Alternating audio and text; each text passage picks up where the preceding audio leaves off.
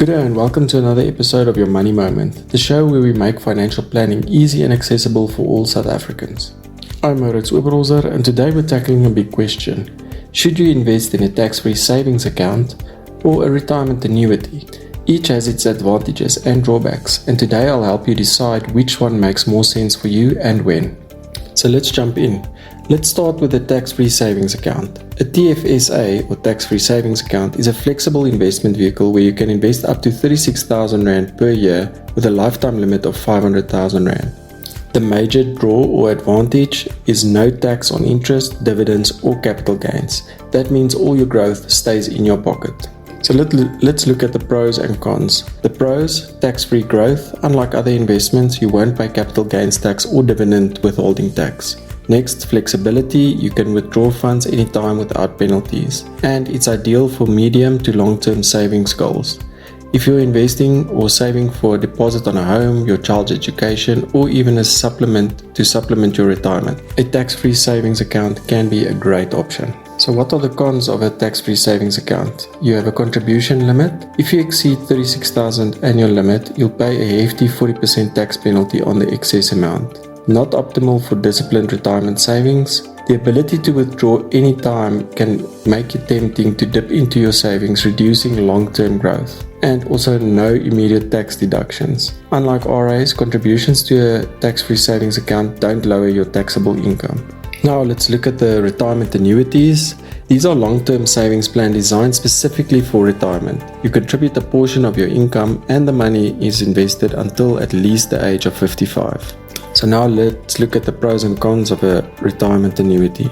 The pros: tax benefits. Contributions are tax deductible up to 27.5% of your taxable income, capped at 350,000 Rand per year. This reduces your tax liability immediately. Next up, it's regulated and disciplined savings. So you cannot access your funds before the age of 55, which forces you to keep saving. And lastly, no tax on investment growth. Just like the tax-free savings account, your RA grows tax-free while invested. Now let's look at the cons. Limited accessibility. You can't withdraw before 55 unless under special circumstances like immigration, and also now with the regulation that's changed, you can make small withdrawals out of the savings pocket in the two-part system. Next, the tax on withdrawals. When you retire, your withdrawals are subject to income tax. And then lastly, Regulation 28 restrictions. Your investment choices are limited to ensure diversification and avoid excessive risk, like you have limits on the amount of money you can take offshore. So now the big question is, which one is right for you?